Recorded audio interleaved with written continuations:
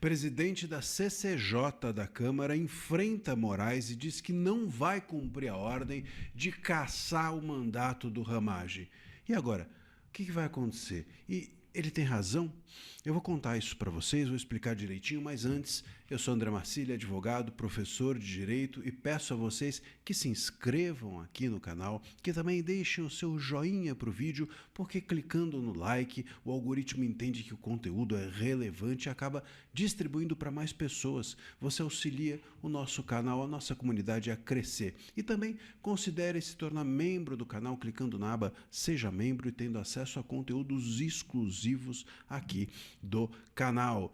Muito bem, o que aconteceu foi que o Paulo Aze, né, o Azi, do União da Bahia, né, que é presidente da CCJ da Câmara, disse que a palavra final é da casa, é da Câmara. O ministro Moraes, agora no dia 25, tinha ordenado que por excesso de faltas, a Câmara, a mesa, declarasse que o mandato do Ramagem estava perdido, mas ele, o parlamentar da CCJ disse, não é bem assim, Moraes, não é isso que prevê a Constituição, nós não seguiremos dessa forma. Tem razão o parlamentar? Tem razão. Veja, eu vou ler para vocês o artigo 55 rapidamente para vocês entenderem do que a gente está falando. O artigo 55 diz que perderá o mandato o deputado ou senador que, e aí o que importa para a gente é o seguinte, o terceiro inciso,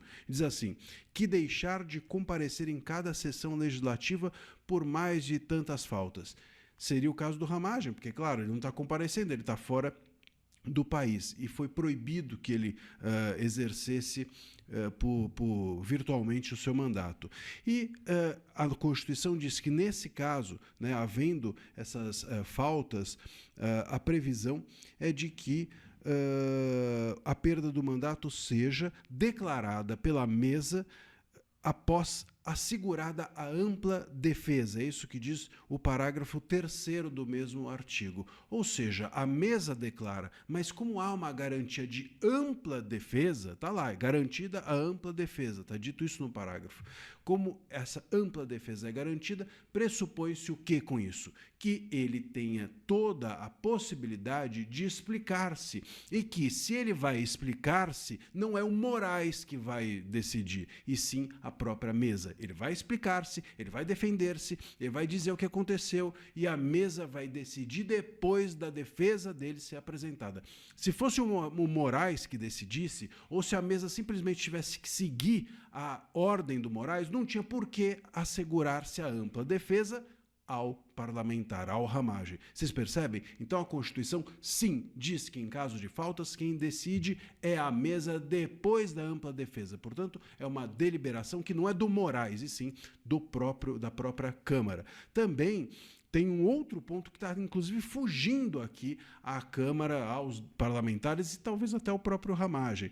No artigo 55 também diz que vai se perder o mandato, uma das possibilidades é quando a justiça, quando a pessoa sofrer, o parlamentar sofrer condenação criminal com sentença transitada em julgado. Isso está no inciso 6º do artigo 55. E nesse caso é necessária inclusive uma votação.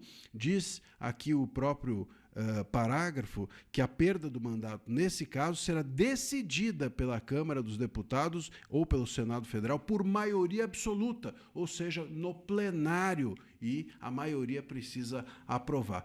E é o caso também, porque veja, o processo do Ramagem foi fatiado, lembram-se disso? Suspenderam metade, o Moraes inventou um modo de suspender, que é uma coisa bizarra, mas ele fatiou o processo, metade transitou em julgado, metade ficou suspensa, porque ele estava com mandato em exercício. Portanto, não transitou em julgado. Não tem como transitar em julgado parte e a outra parte não transitar. Precisa transitar tudo para haver o trânsito em julgado. Portanto, não houve ainda o trânsito em julgado para que a Câmara decida ou não sobre a perda do mandato. Tem ainda essa outra alegação para o Ramagem sustentar. Portanto, vamos ver agora se esse presidente da CCJ da Câmara tem coragem suficiente para manter o seu enfrentamento ao Moraes.